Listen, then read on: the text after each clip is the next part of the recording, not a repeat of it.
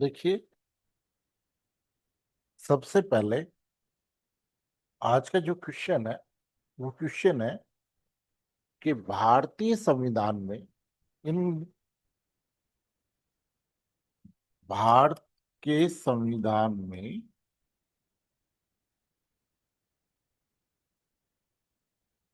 राज्य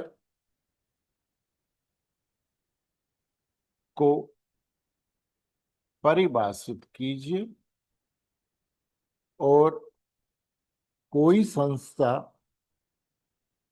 राज्य है या नहीं इसका आधार बताइए।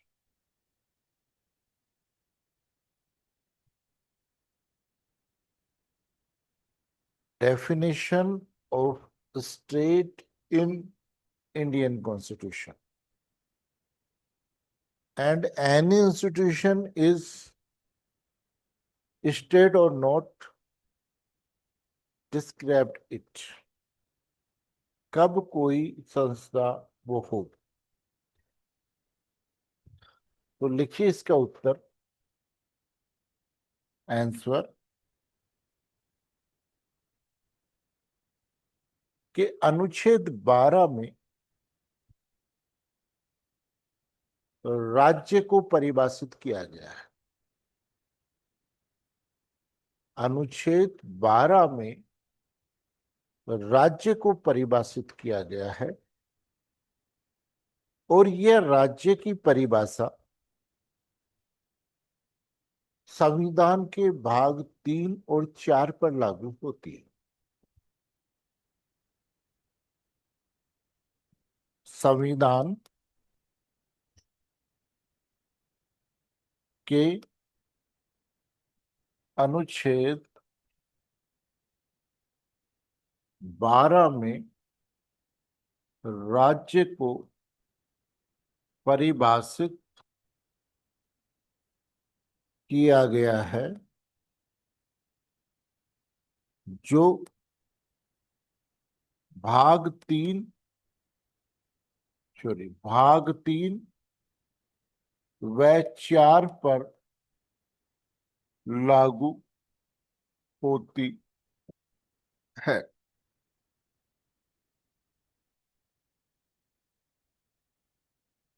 अर्थात राज्य में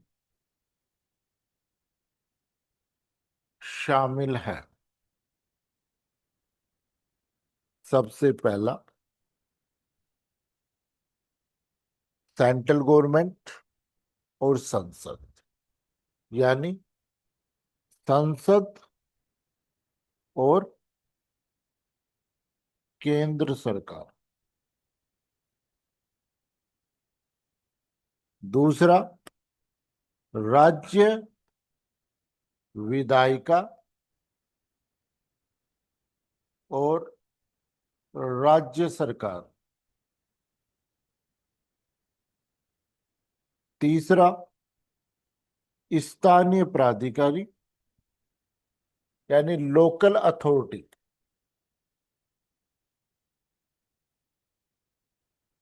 और चौथा अन्य प्राधिकारी। संसद और केंद्र सरकार, राज्य विधायिका और राज्य सरकार, स्थानीय प्राधिकारी और अन्य प्राधिकारी, ये राज्य की परिभाषा में आते। आर्टिकल 12 में केवल इतना लिखा। अब जो बाकी का आप उत्तर दोगे सेकंड पोर्शन का, वो इसके इंटरप्रिटेशन पे दो। तो सबसे पहले लिखिए Rajasthan electricity board versus Mohan Lal. अब इसके इंटरप्रिटेशन पे है Rajasthan electricity versus Rajasthan electricity board versus Mohanlal, AIR 1967, supreme court. इस केस में ऑनरेबल सुप्रीम कोर्ट ने इन दोनों का डिफरेंस किया है कि local authority and other authority में क्या डिफरेंस होता है। लिखिए कि इस मामले में माननीय उच्चतम न्यायालय ने कहा, इस मामले में माननीय उच्चतम न्यायालय ने कहा कि स्थानीय प्राधिकारी, लोकल अथॉरिटी और अन्य प्राधिकारी का कॉन्स्टिट्यूशन यानी गठन संविधान या विधि के किसी उपबंध के अधीन होता है। स्थानीय प्राधिकारी और अन्य प्राधिकारी का गठन संविधान या किसी विधि के उपबंध के अधीन होता है, परंतु स्थानीय प्राधिकारी अपने मामले में सोवरेन या संप्रभु होता है और अन्य प्राधिकारी संप्रभु हो यह आवश्यक नहीं। अन्य प्राधिकारी अपने मामले में संप्रभु हो ये आवश्यक, यानी अपने मामले में सोवरेन हो ये जरूरी है। यानी स्थानीय प्राधिकारी को दंड देने की शक्ति होती है जबकि अन्य प्राधिकारी को दंड देने की शक्ति नहीं।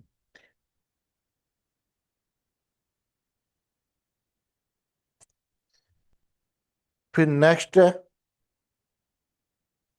Next case Sukhdev versus Bhagtaram, AIR 1975, supreme court.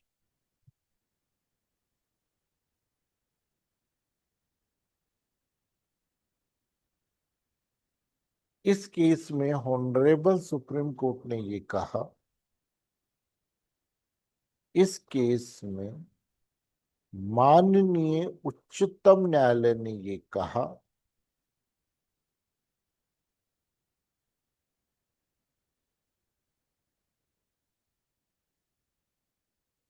कि LIC, कोऑपरेटिव सोसाइटी आदि राज्य की परिभाषा में आती है, लेकिन कोऑपरेटिव स्टोर राज्य की परिभाषा में नहीं आती। कोऑपरेटिव सोसाइटी राज्य की परिभाषा में आती है लेकिन कोऑपरेटिव स्टोर राज्य की परिभाषा में नहीं आती।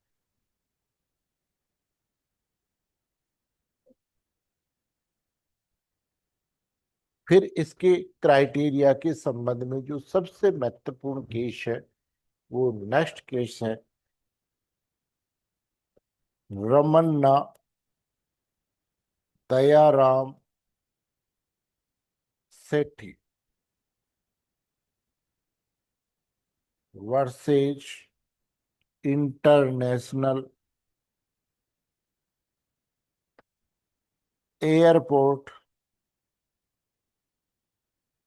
Authority,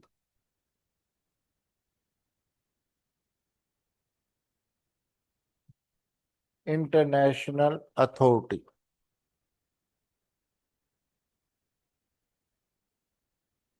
AIR 1979, supreme. Ramanna Dayaram Sethi versus international airport authority 1979, supreme court. इस केस में ऑनरेबल सुप्रीम कोर्ट ने ये कहा कि कोई संस्था राज्य की परिभाषा में आएगी या नहीं, इसके निम्नलिखित आधार। कोई भी संस्था राज्य की परिभाषा में आएगी या नहीं आएगी, इसके निम्नलिखित आधार हैं।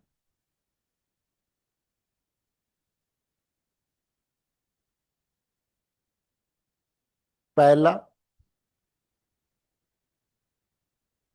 कि उस संस्था की आय का स्रोत क्या है।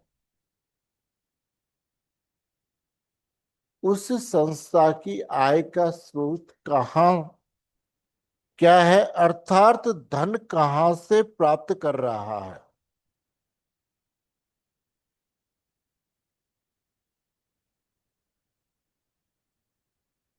दूसरा, क्या वह संस्था राज्य के या सॉरी क्या वह संस्था सरकार के नियंत्रण में, कंट्रोल में। देखो, पहला क्राइटेरिया कि उसका आय का सोर्स क्या है। दूसरा, क्या वो सरकार के कंट्रोल में है।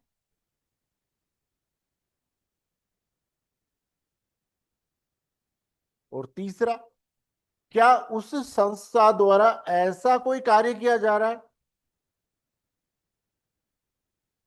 क्या उस संस्था द्वारा ऐसा कोई कार्य किया जा रहा है जो सार्वजनिक महत्व का है और जिसे करने का सरकार का दायित्व है। ऐसा कोई कार्य किया जा रहा है जो सार्वजनिक महत्व का है और उसे सरकार के द्वारा किया जाना चाहिए।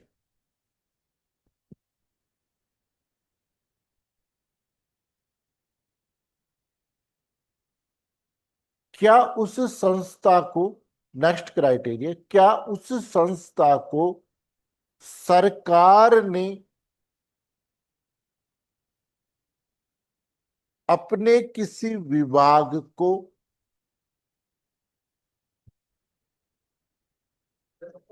अंतरण कर दिया है। क्या उस संस्था को सरकार ने अपने किसी विभाग को अंतरण कर दिया है। जैसे जेवीएनएल है,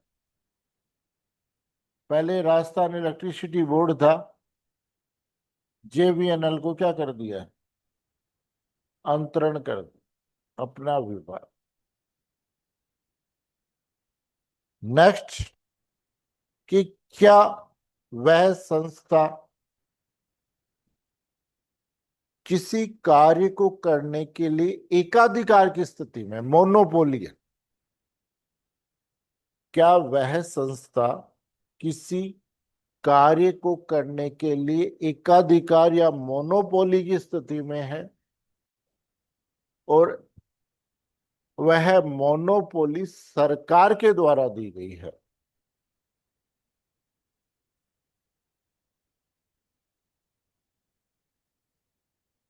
जैसे जयपुर मेट्रो, कि जयपुर में केवल मेट्रो, जयपुर मेट्रो ही चला सकता।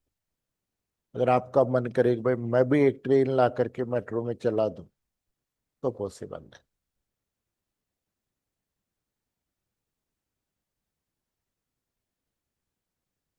और ये एकाधिकार राज्य के द्वारा या सरकार के द्वारा दिया गया है।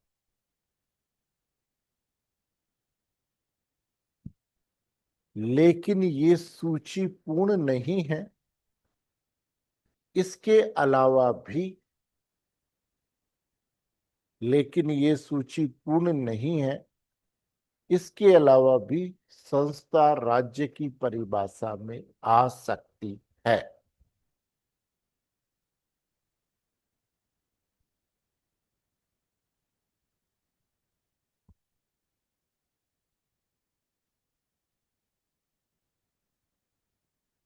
फिर लिखिए, Chandra Mohan Khanna versus NCERT 1982।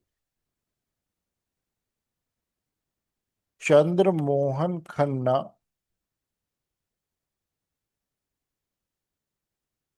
Versus NCERT, AIR 1982, supreme court.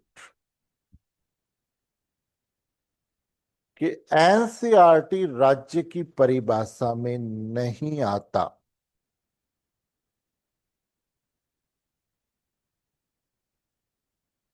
NCERT राज्य की परिभाषा में नहीं आती। फिर नेक्स्ट केस लिखे Naresh versus state of Maharashtra. Naresh versus state of Maharashtra. State of Maharashtra 1967 supreme court.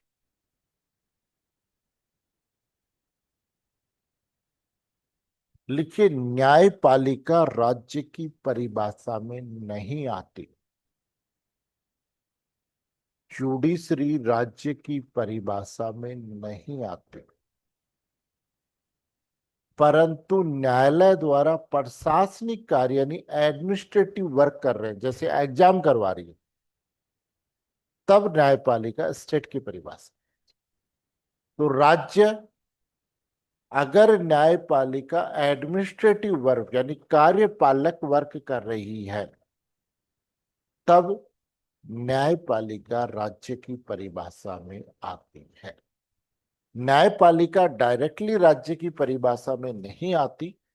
अगर वो प्रशासनिक कार्य कर रही है तो राज्य की परिभाषा, जैसे आपका आरजीएस का पेपर ले रही है, ये जुडिशियल वर्क नहीं है, एडमिनिस्ट्रेटिव वर्क है, तो आप राजस्थान हाईकोर्ट के अगेंस्ट में रिट में जा सकते हैं।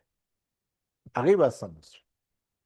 तो ये क्या है, तो सेक्शन 12 में हमारे से कुछ क्वेश्चन पूछा था कि परिभाषा बताइए, परिभाषा हमने दे दी, और उसके बाद में इंटरप्रिटेशन से क्वेश्चन पूछा था, वहां हमने उसका उत्तर इंटरप्रिटेशन से दिया।